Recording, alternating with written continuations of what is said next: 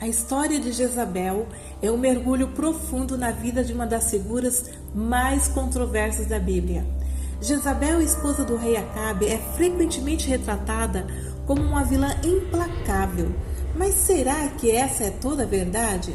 Neste vídeo exploramos o contexto bíblico, político e espiritual por trás de suas ações, sua influência no espírito a Baal e sua oposição feroz aos profetas de Deus.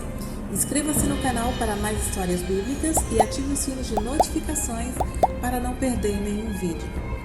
Jezabel foi rainha de Israel entre 874 a 853 a.C. Ela ficou conhecida por sua maldade e frieza. Ela era esposa de Acabe.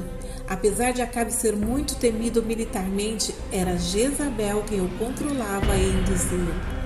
Com sua influência, ela conseguiu introduzir a adoração a Baal e perseguir os profetas. Jezabel foi uma estrangeira que se torna rainha de Israel. Através dela, o culto a Baal é oficializado no meio do povo de Deus. Sua vida é marcada por uma extrema maldade e crueldade. Jezabel é o exemplo vivo de que não se pode desafiar ao Deus Todo-Poderoso e sair impune. O fim de Jezabel foi um reflexo de sua vida cruel. Jezabel não consegue matar todos os profetas do Senhor.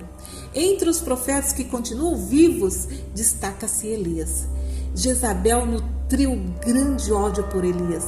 Esse profeta foi enviado por Deus para desafiar a rainha má e humilhar seu Deus. Em alguns momentos na Bíblia, Elias é usado por Deus para humilhar Jezabel. Elias é enviado por Deus para profetizar que não haveria chuva em Israel segundo a sua palavra, o que realmente aconteceu por aproximadamente 3 anos e 6 meses. Baal é considerado o deus da chuva e fertilidade. Porém, com a profecia de Elias fica provado de quem tem o poder sobre a chuva é o Deus de Israel. Elias desafia os profetas de Baal. Elias desafia os profetas para saber quem é o Deus verdadeiro. E nesse desafio, o Deus que respondesse com fogo era o verdadeiro. De novo, Jezabel e os adoradores de Baal são humilhados. 1 Reis 18:22. Elias profetiza que irá chover novamente. Mais uma vez, o Todo-Poderoso mostra que só ele tem o poder sobre a natureza. Jezabel se esforçou, mas não conseguiu matar Elias. Aliás, Elias nunca chegou a morrer, mas Jezabel continuou seu reinado de maldade até a sua morte horrível. Jezabel e sua idolatria se tornou uma pedra de tropeço para o rei de Israel, exatamente como ocorreu com Salomão. 1 Reis 11:1-8 e Neemias 13:26. Durante o reinado de Acabe, foi ele que permitiu que Jezabel perseguisse e exterminasse os profetas do Senhor. 1 Reis 18:4. Além de permitir que fossem sustentados por ela os 450 profetas de Baal e os 400 profetas de Azera. 1 Reis 18:19. A falta de liderança familiar e firmeza espiritual de Acabe fez com que ele fosse dominado pelas más influências de sua esposa perversa. Por isso, a Bíblia deixa o seguinte testemunho sobre a vergonhosa situação dominante dessa mulher sobre seu marido. Nunca houve ninguém igual a Acabe, que se vendeu para fazer o que era mal aos olhos do Senhor, porque Jezabel, sua esposa, o instigava. 1 Reis 21:25. Obadias, o responsável pelo palácio do rei, era um homem que temia muito ao Senhor. Ele havia escondido 100 profetas e em grupos de 50 os escondeu em cavernas e os sustentou com pão e água quando Jezabel exterminava os profetas do Senhor. 1 Reis 18:4-13. Logo após o embate entre Elias e os falsos profetas de Baal e Azera no Monte Carmelo, Jezabel ameaçou matar o profeta Elias, que fugiu para o deserto e foi até o Horebe. Depois disso, voltou para o deserto de Damasco. 1 Reis 19:1-18.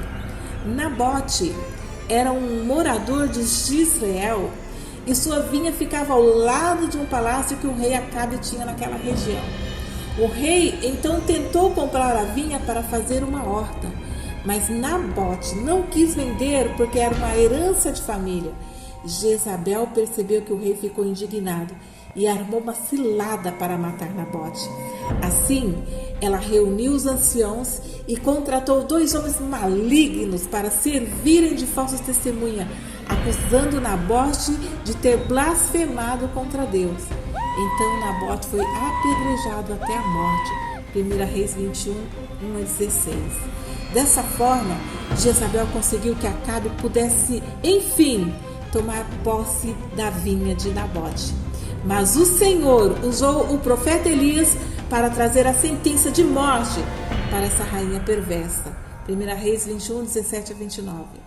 Depois que Jeú matou o rei de Israel e Judá, Jorão e Acasias, ele foi para Jezreel atrás de Jezabel. Enquanto isso, a Bíblia destaca que quando Jezabel ficou sabendo que Jeú estava vindo em sua direção, ela se produziu, pintando em volta dos olhos, enfeitou a cabeça e olhou pela janela.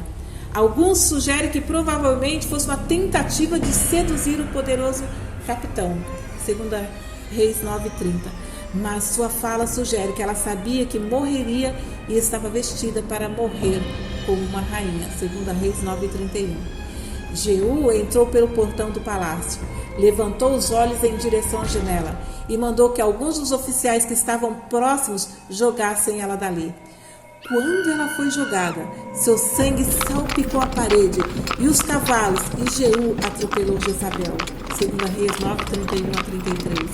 Após entrar no palácio para se alimentar, ele pede que ela seja sepultada, porque era filha de rei. Mas só restava dela os pés e as palmas das mãos, porque os cães a tinham devorado, cumprindo assim a palavra do Senhor que o profeta Elias havia predito. 1 Reis 21 e 23. A história de Jezabel nos lembra da importância de entender as motivações e contexto das pessoas e eventos. Além disso, ela nos lembra da complexidade da natureza humana e da necessidade de abordar as questões com empatia e compreensão.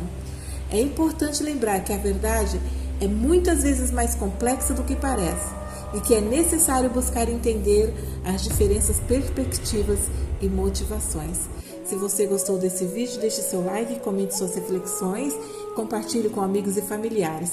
Obrigado por estar conosco hoje. Lembre-se, cada vídeo é uma nova porta para o conhecimento e inspiração. Até o próximo vídeo.